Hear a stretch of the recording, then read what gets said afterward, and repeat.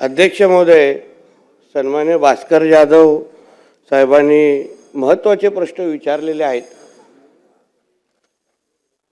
आता चिडणं आणि या प्रश्नाचा काय संबंध आहे हे आता पहिलं तर मला माहीतच नाही अध्यक्ष महोदय. हे हा प्रश्न झाल्यानंतर त्याचं उत्तर समजेल. हा आणि अध्यक्ष महोदय, हे खातं वर्षानुवर्ष आपल्या महाराष्ट्राच्या विकासाच्या दृष्टिकोनातून चालू आहे. 2014लाच हे खातं जन्माला आलं असं नाही.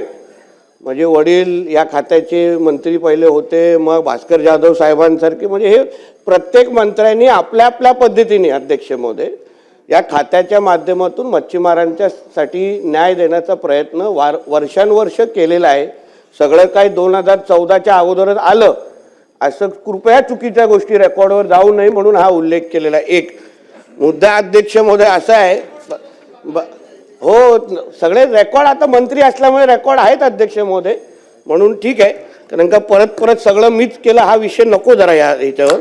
दुसरा मुद्दा असा आहे अध्यक्ष महोदय, अध्यक्ष महोदय आता काय आहे, काही लोकांना कितीही चांगलं बोललं तरी पण त्यांना तो राग येतोच आणि मग मी राग करतो. आपण चांगल्या बोटींबद्दल मूळ मुद्दा मच्छीमारांबद्दल आहे अध्यक्ष महोदय. मुद्दा असा आहे अध्यक्ष महोदय, जाधव साहेब आपला हा प्रश्न, बाकी सगळ्या गोष्टी जाऊन दे, आपण कोकणातले आपण सगळे लोकप्रतिनिधी आहोत.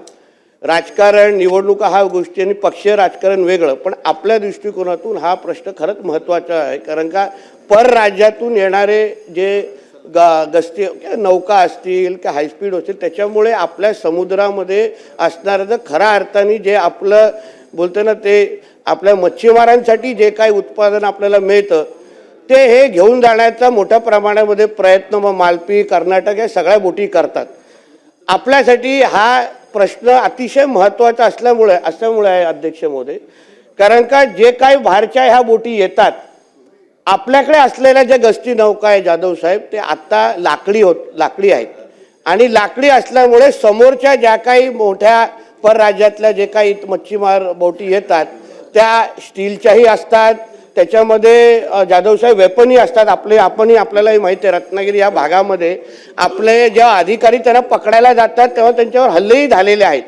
म्हणून आम्ही तरी ह्या 12 महिन्याच्या ह्या कारकिर्दीमध्ये जाधव साहेब आम्ही प्रयत्न असाच केलेला आहे की जास्त कारवाई ह्या गोष्टीवर कसा करता येईल.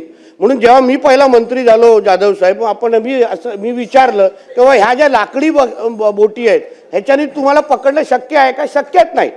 म्हणून आणि खरं म्हटलं तर पूर्ण आपल्या किनारपट्टीवर जे 877 किलोमीटर झालेले आहेत, फक्त 5 गस्ती नौका ह्या काहीच कामाच्या नाही आहेत.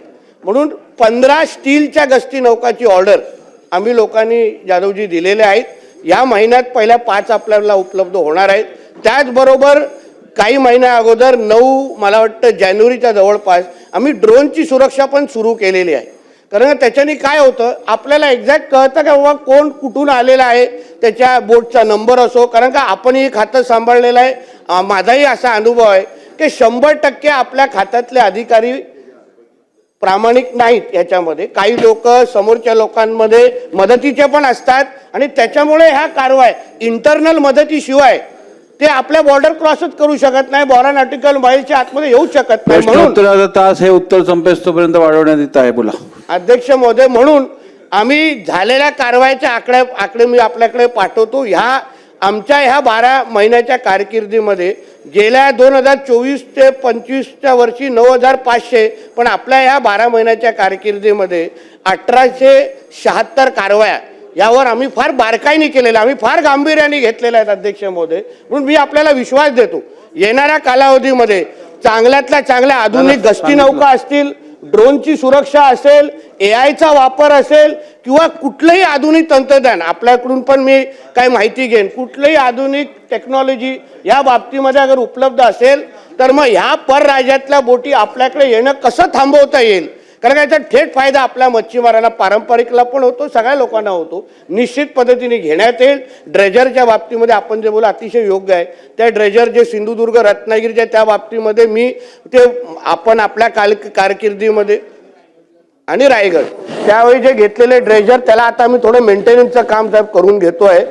पावसाळ्याचा सीझन आत्ताच संपलेला आहे, येणाऱ्या काही महिन्यामध्ये आपण त्याचा वापर सुरू करू जेणेकरून याचा थेट फायदा आपल्या मच्छीमार बांधवांना होईल. धन्यवाद. ठीक आहे.